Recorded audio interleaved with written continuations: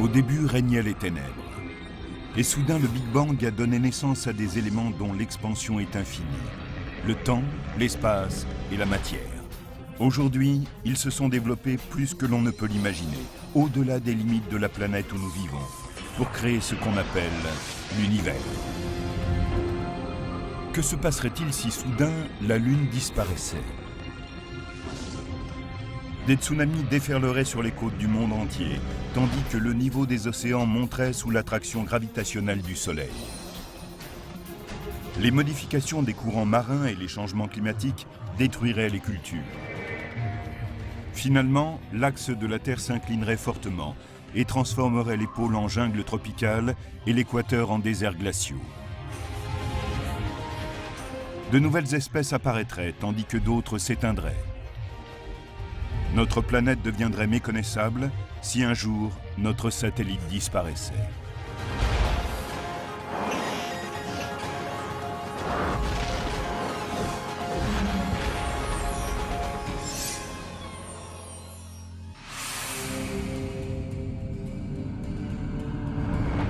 La Lune est une roche stérile et sans vie, mais elle joue un rôle d'une extrême importance dans l'histoire de la Terre. Jusqu'à quel point ?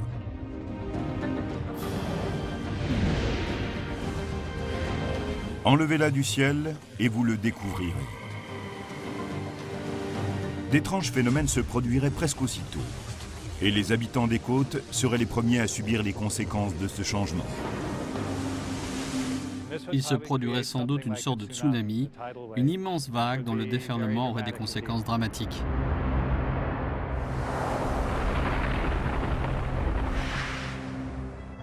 On sait que la Lune contrôle les marées terrestres. Elle tourne autour de nous et sa masse attire l'eau des océans, provoquant un renflement de la planète sur le côté le plus proche d'elle. Et par une étrange bizarrerie de la physique gravitationnelle, un second renflement se forme du côté le plus éloigné du satellite.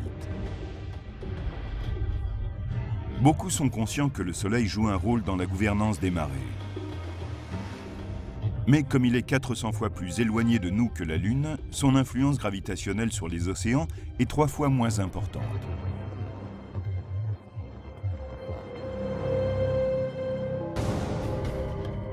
Et si la Lune n'est plus là, c'est le Soleil qui passe aux manettes. L'attraction gravitationnelle de la Lune au-dessus de nous forme comme un dôme d'eau. C'est une sorte d'énorme renflement. Imaginez qu'on coupe la corde qui nous relie à elle et l'eau reflue d'un seul coup sur la Terre. Sous la force gravitationnelle du Soleil, l'eau déferle en un immense tsunami. La force des vagues dépendrait de la position de la Lune avec le Soleil au moment où elle disparaît. Si la Lune disparaissait dans une phase de pleine Lune ou de nouvelle Lune, elle serait alors alignée avec la Terre et le Soleil. Les renflements de marées lunaires diminueraient et deviendraient des renflements de marées solaires qui seraient situés au même endroit. Et l'eau des renflements lunaires se répandrait vers d'autres parties du globe. Mais il existe une possibilité plus dramatique. Si la Lune disparaissait lors d'un quartier de Lune, le premier ou le dernier, le renflement de marée lunaire ne serait pas à la même place que celui de marée solaire. On assisterait sans doute à un déplacement très rapide des océans, depuis le renflement lunaire jusqu'au renflement solaire.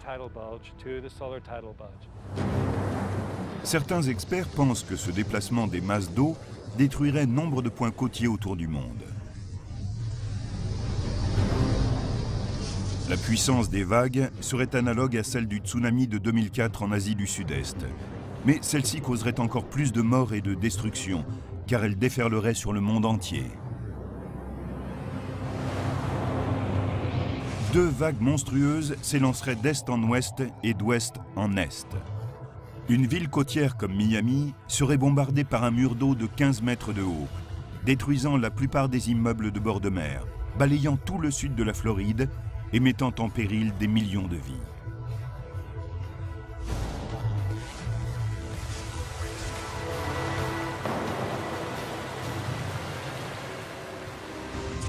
Mais ces déplacements d'eau gigantesques pourraient-ils avoir d'autres conséquences imprévisibles ?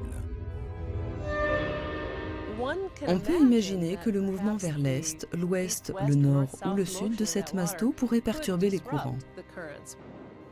Le Gulf Stream apporte de l'eau chaude des Caraïbes jusqu'à la Grande-Bretagne. Cela permet à celle-ci de bénéficier de plus de chaleur qu'elle n'en aurait, quand on considère qu'elle est située très au nord. Le climat est un système très délicat. Lorsqu'on donne une impulsion d'un côté, c'est l'autre qui répond. On peut imaginer que la production alimentaire et le mode de vie global seraient terriblement altérés s'il faisait plus froid en Europe du Nord. Le désert du Sahara est un exemple de zone autrefois verte et fertile, qui s'est transformée en désert. Les changements climatiques peuvent avoir un impact important sur la vie humaine.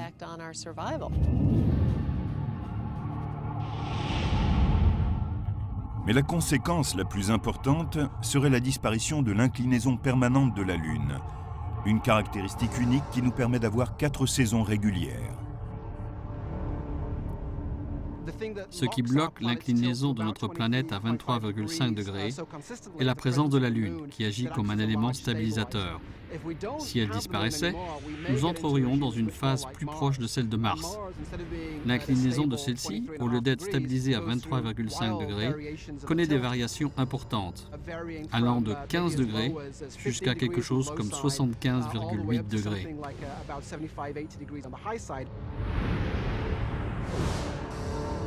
Sans la Lune, notre axe commencerait à bouger de façon erratique sur quelques centaines de milliers d'années. L'attraction gravitationnelle des autres planètes du système solaire commencerait à faire des ravages sur la Terre. Nos saisons régulières changeraient de façon dramatique, tandis que différentes parties de la planète pencheraient vers le Soleil durant certaines périodes et s'en éloigneraient à d'autres. Si la Lune disparaissait, on aurait un changement radical de l'axe terrestre qui se mettrait à osciller. Cela entraînerait des changements climatiques radicaux, comme il n'en existe pas aujourd'hui. La Terre serait un monde étrange, où les hommes devraient lutter pour s'adapter et survivre.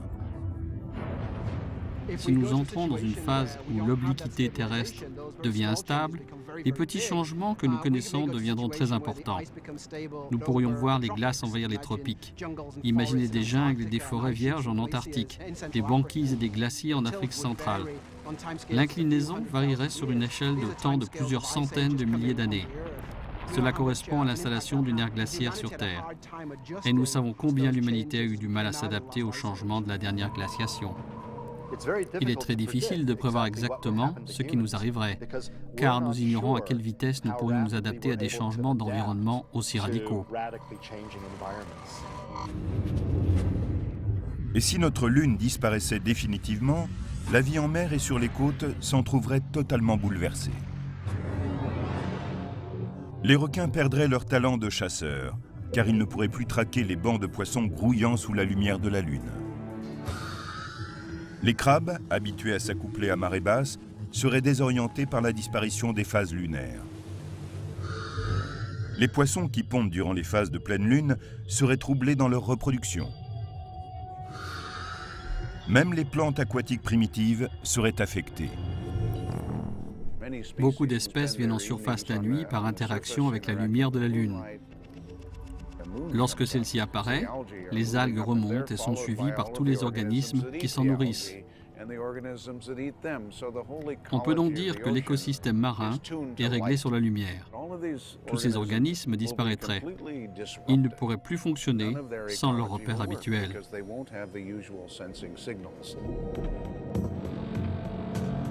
Des millions de gens souffriraient de manque de nourriture. Et les économies côtières seraient dévastées par la destruction des espèces marines.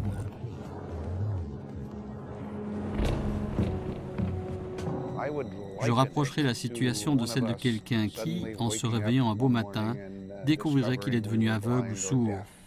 Ce serait un vrai bouleversement. Sans Lune, la Terre deviendrait une planète à la dérive. Cela révèle à quel point ce grand satellite rocheux est essentiel en tant que soutien de la vie. Il existe 150 lunes dans notre système solaire, mais celle de la Terre est vraiment unique. Notre Lune ne ressemble à aucune autre lune du système solaire. Elle est énorme comparée à la Terre. Elle fait environ un quart de sa taille. On ne voit cela avec aucune autre planète. La Lune est tellement grosse par rapport à la Terre que c'est comme si nous étions dans un système à deux planètes. Il y a une façon simple de comprendre comment la Lune a un effet stabilisateur sur l'inclinaison de l'axe de la Terre. Regardez des danseurs de cordes. Ils vont avoir de longs bâtons qui leur donnent plus de stabilité grâce à la masse qui est au bout du bâton. C'est ainsi que la masse de la Lune, à une certaine distance, peut contribuer à la stabilité du système. Mais la Lune n'a pas toujours été notre compagne. Il y a eu une époque très tôt dans l'histoire de la Terre où elle n'avait pas de satellite. Une époque où notre planète était un endroit étrange avec des journées de 8 heures et un environnement en pleine fusion, trop rude pour abriter des formes de vie. Et puis elle subit la collision la plus violente de son histoire.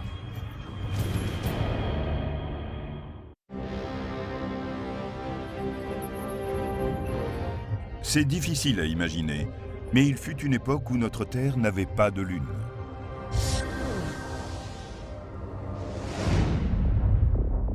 Notre planète s'est formée il y a 4,5 millions d'années par l'accumulation et la fusion de quantités de débris au cours des premières étapes de la construction de notre système solaire. Pendant cette première période, notre Terre sans Lune était un ramassis monstrueux de coulées de lave, de roches en fusion et de fer à l'état liquide. Son atmosphère était remplie de dioxyde de carbone, épais, lourd, incapable d'abriter des formes de vie. Il avait été rejeté par les entrailles de la Terre. Il n'y avait quasiment rien sur cette planète. C'était glauque comme endroit. Beaucoup d'éléments entraient en condensation. C'était un endroit très hostile, même pour la chimie de la roche. C'était une vraie pagaille.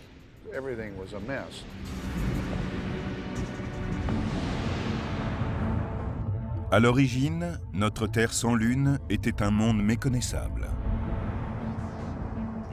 À ses débuts, la Terre était un endroit vraiment chaud. En fait, ce premier éon géologique de son histoire est appelé l'Adéen, d'après Hadès, le dieu des enfers, car il y faisait vraiment chaud. Il y avait un volcanisme d'une envergure incroyable, et la planète subissait de nombreux impacts. On devait y trouver beaucoup d'éclairs et de gaz, qui provenaient à la fois des volcans et de la vapeur.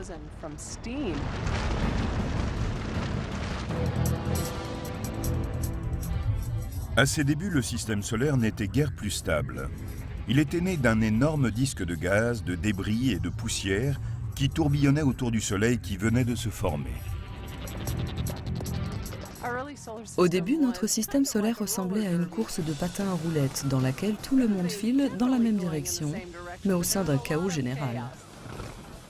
Il y avait beaucoup de regroupements, d'accrétions, d'objets projetés vers l'intérieur en croisant d'autres qui allaient vers l'extérieur, d'objets tombant les uns sur les autres et d'autres étant écrasés dans des coins. C'était vraiment le chaos. Sans la Lune, nous ne pouvons faire que des suppositions sur l'inclinaison de la jeune Terre et sur sa vitesse de rotation.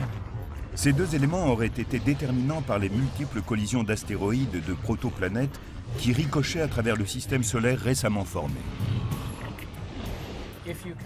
Si vous faites une moyenne de ce qui se passe dans le système solaire, que vous regardez les planètes et les gros astéroïdes, et que vous établissiez une courbe des vitesses de rotation, il semble que la vitesse de rotation typique soit de 8 heures. On peut donc supposer que la Terre avait cette vitesse de rotation avant la formation de la Lune. Ensuite, 10 millions d'années après que notre Terre sans Lune a commencé à prendre forme, il s'est produit une collision massive. Selon la théorie de l'impact géant, largement admise aujourd'hui par les astronomes, une planète de la taille de Mars serait entrée en collision avec la Terre, à une vitesse de 40 000 km/h et selon un angle oblique. Sous l'impact, plus de 70% de la croûte terrestre en fusion aurait été soufflée dans l'espace. Un bras tourbillonnant géant, constitué de plus de 8 milliards de kilomètres cubes de roches enflammées et de métaux légers, a été lancé en orbite autour de notre planète.